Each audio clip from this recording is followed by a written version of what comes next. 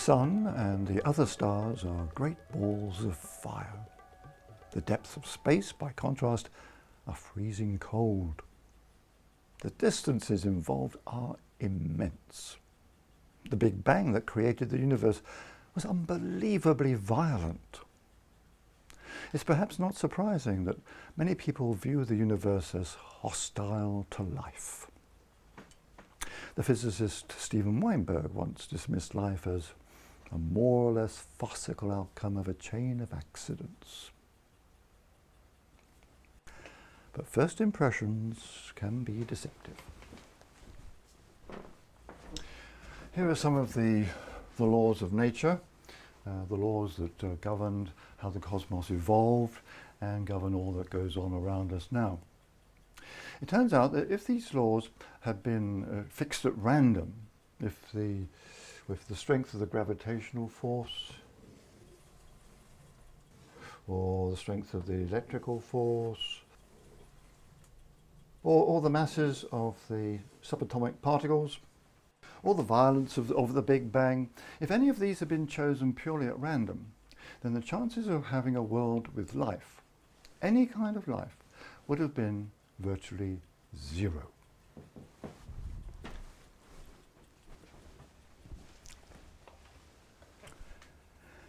So the universe appears to have bent over backwards to accommodate life.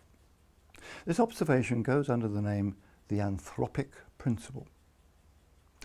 As another physicist, Freeman Dyson, somewhat colourfully put it, the universe knew we were coming. So how are we to account for it? The way the universe is so life-friendly. Was it specifically designed as a home for life by some creator? That's one possibility, but that of course takes us way beyond the realms of science. Some seek to solve the problem by suggesting that our universe might not be alone. There are other universes, lots of them, perhaps an infinite number of them. The whole ensemble is called the multiverse.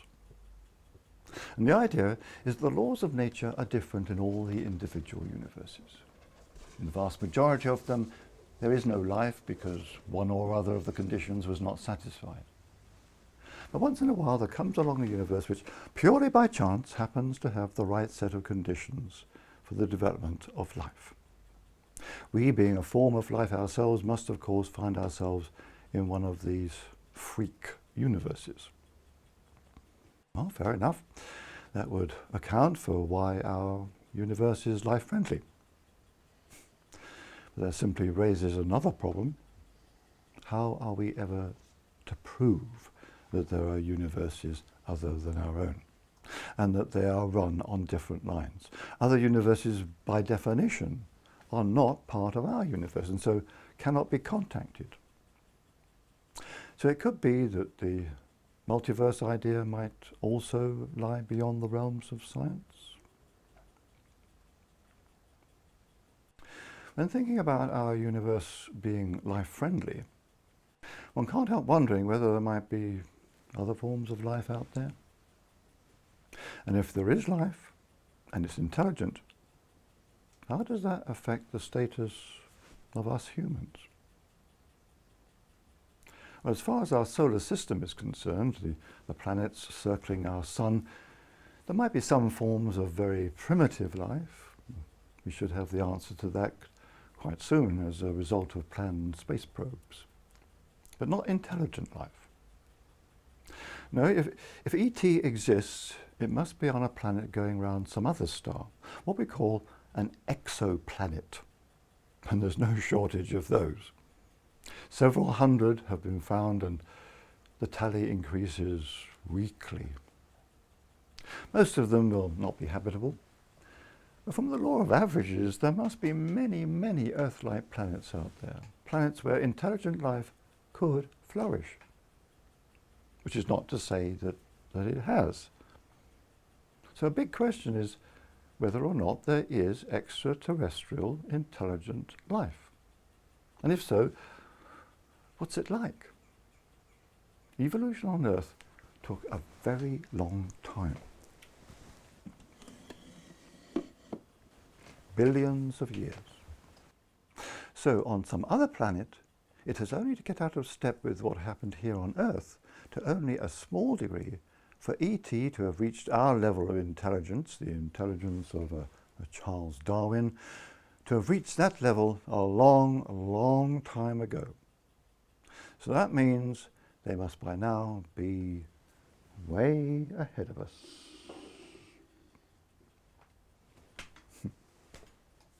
Except that the human race has got this far in intelligence because in the past there was survival value in having a superior intelligence.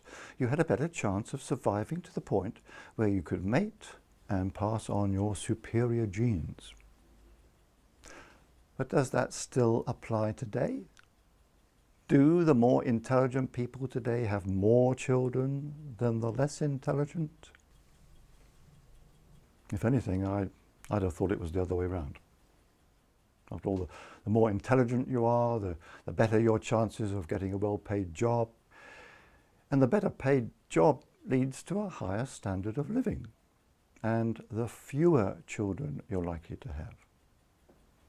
If that's true of us, perhaps it's also true of ET.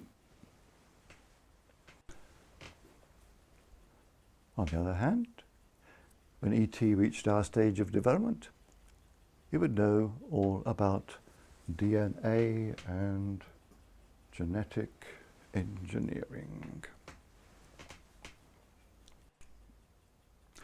For all we know, they might be heavily into genetically engineering designer babies with superior intelligence, a case of directed evolution rather than relying on evolution by natural selection. In which case, as we previously thought, they will now be vastly superior to us. On the other hand, when they reach our stage,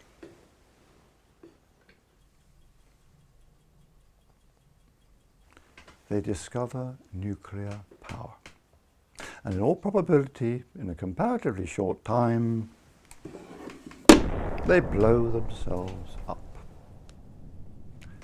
Perhaps that's the fate of all intelligent species throughout the cosmos. They reach the stage we're at, then poof, that's it. No further improvement.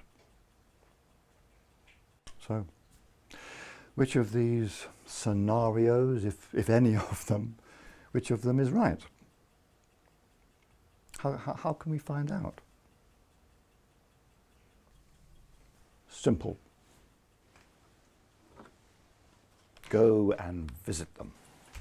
Captain, engineering report's ready for lunch. As is done in countless science fiction adventure stories.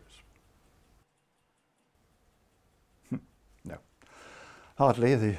The distances are just simply too far. Space travel is not the answer. The other approach is to search the skies for any signals indicating that ET is trying to communicate with us. Such searches have been carried out for many years by the SETI program, the Search for Extraterrestrial Intelligence, but so far without success.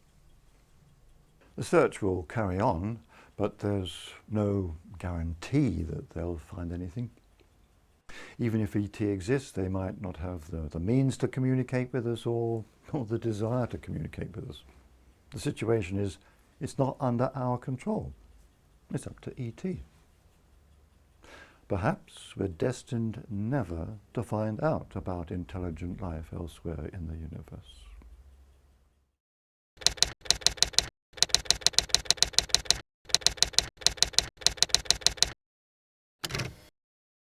Russell, sorry, Yeah. slight problem, page 21 of the script. Now you say ET might be getting more intelligent when they get affluent. Yeah. Then you say, on the other hand, they might go in for genetic engineering. And then you say, on the other hand, they might blow themselves up. That's three hands. Or perhaps E.T. has 3 hands. You know, it'd be very useful as you're at a reception, you know, and you're trying to eat. It's all to do with survival value, you know, surviving stand-up receptions. You know.